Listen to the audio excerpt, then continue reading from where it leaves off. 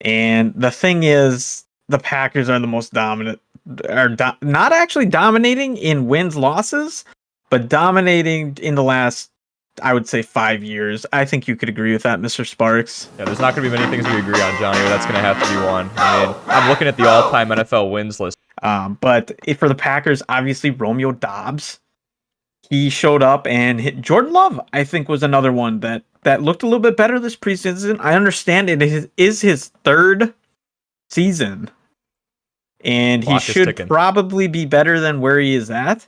But as a Packer fan and a cheesehead, I think everybody can agree with this, that I would just be happy if he can complete a pass in the regular season and not get totally shut down, because we saw in Kansas City he put up, abysmal yards and you just couldn't get the offense going. So I'd like to see somebody starting to fill in that role, because there's going to be a new king in town eventually. Aaron Rodgers doesn't have 8 more seasons left. He's signed for a 4-year contract. Thank goodness. And so he's got about 3 seasons left, but Yep.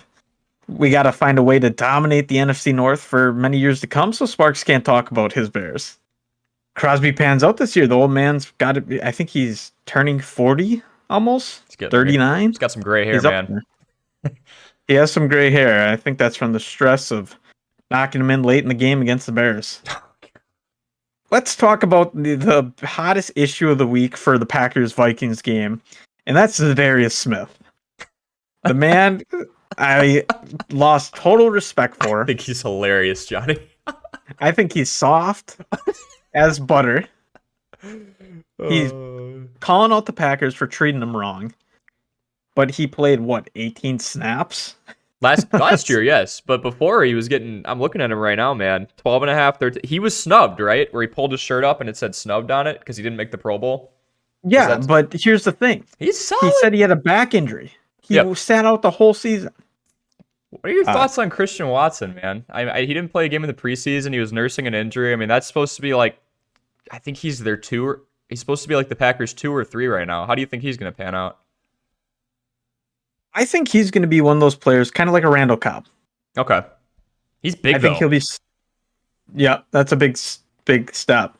Mm-hmm. But I think he'll be really good, but it'll take some time. Yeah. I think he, obviously, as you mentioned, he's nursing injury. Dobbs kind of took over the preseason spotlight. Yeah, he'll be solid. But I definitely think he's going to be one of those wide receivers that you don't think of all that often, but then pops up in big moments. Right. And when I said he's big, I mean, he's 6'5". Like, he's a big body. So I'm curious. Like, I see what you mean with the Randall Cobb role. He might, score late. But he also can play that corner in the end zone. Right. I think Lazard's going to pick up some pace. I think Tunyon's going to pick up some pace.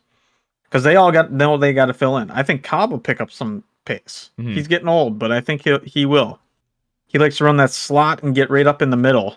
Yeah. And that's where I like to keep him. And then if we get Watson on, inside the red zone, I would like to see him going for corner routes. Right. Just kind of trying to get the push off without getting any pass interference in the back of the end zone. Mm-hmm. But that's where I kind of like to see him. I think the offense is going to be explosive, but I also think we need to keep intact on the mindset of, because what I don't want to see a 13-4, 13-3. I'd rather see a 12-5, 11-6.